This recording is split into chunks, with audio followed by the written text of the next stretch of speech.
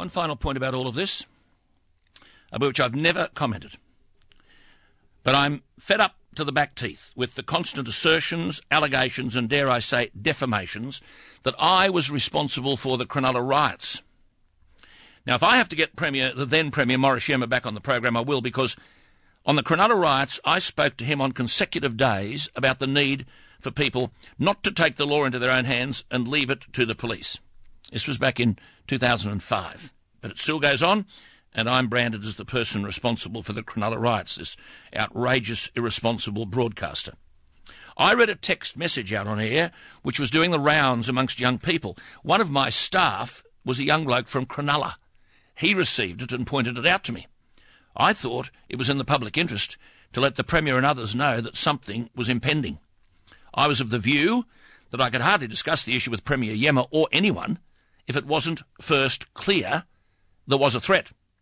The threat was embodied in the text message doing the rounds. I read it out and immediately got Premier Yema on the line. In fact, I remember clearly it was about 20 to 7 to start with, not the usual time that you'd ring a Premier. And he and I both said, forget it, leave these matters to the police, because it was a kind of vigilante call. And Morris Yema, the Premier, repeated emphatically, and I backed him, that we don't live in a world where people take the law into their own hands. I repeatedly urged, don't. When the next day the momentum seemed to be gathering and the text message still had currency, I got Morris Yema up again on the line. Same interview, about the need for people to accept that they can't take the law into their own hands, leave it to the police. But of course the view has taken root. I was reported to ACMA. They listened selectively to the broadcast, and suddenly Jones is found guilty of something, I'm not sure what. On the basis, I suppose, we keep saying if you repeat a lie often enough it becomes the truth, so I was responsible for the Cronulla Riots. Mind you, this view is expressed by the same people who want to argue that my audience is a ratbag crowd of over 65, dementia-driven clodhoppers. That's how you dismiss my audience size and their relevance. Well, if that's the case, how am I influencing 18 and 22-year-olds to arrive en masse on Cronulla Beach by reading out a text? Now, this nonsense has gone on for too long, and I tie it in with the rubbish about yesterday.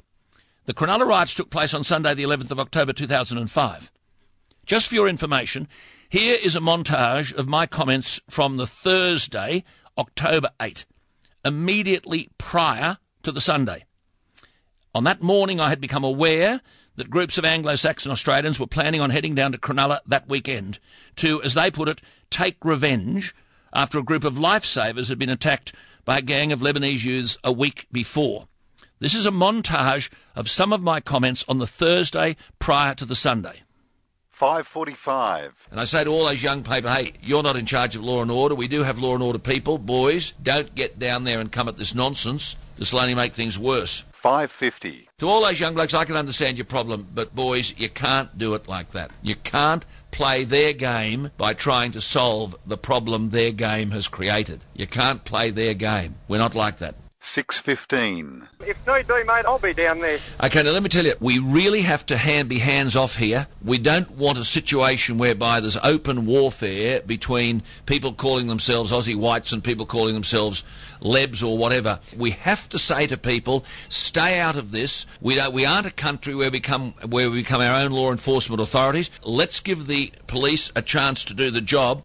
6:17. What we've got to do, as I said, I spoke to Morris Yema about this last night, and I'm just saying to all those young people, let's see if the full force of the law works. 6:23. As one woman said to me, these young lifesavers talk about taking things into their own hands because they're sceptical about law enforcement being long-term on the beaches. So we can't have that. That's what we're trying to avoid. 6:24. Jake, hello. I hear that the Bra Boys are going to get down there this weekend and help their Southern brothers out. Yeah, there is talk that the Bra Boys are going to sort of get in there and reclaim the beaches. We don't want that. Let's back off. We don't want to play the kind of social tactic that we're objecting to. We're objecting to this violence. We're objecting to going there in numbers. We're objecting to belting the tripe out of people. We want the police to exercise their law enforcement powers to get these antisocial people out of our way. We don't want our own people joining in that behaviour. Let the police do the job. 6:25.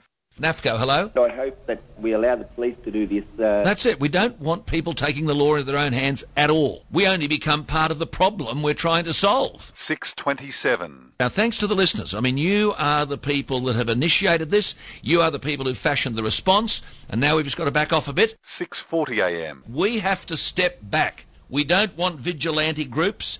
We don't want vigilante retribution. We don't want to be involved in the kind of behaviour that we have been all week criticising. So I asked Premier Yema to come on the line. I can understand the anger, particularly an attack on lifesavers, but don't take the law into your own hands. 7:15. Tim Priest. This is just the tip of the iceberg. There are people sending out text messages saying, take revenge. Tim, we don't condone that stuff. We've got to allow the police to do their job. And 9:40 a.m. We can't be involved in the very behaviour we're condemning them for. No, we're not going to be involved. No.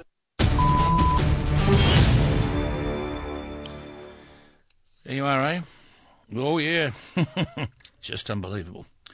I won't be in any way affected by the rubbish and the bias of some of these people that's chucked at this program, particularly people on Media Watch who are accountable to nobody and funded by all of us. I suppose for the rest of my broadcasting career they'll be wanting to encourage their audience to make complaints about me. Well, go for it, and good luck. But don't expect me to back off. If they want factual accuracy from me, they'll get factual accuracy. And I promise I'll give you factual accuracy on what this government is doing to the people of this nation every single day until we go to the polls.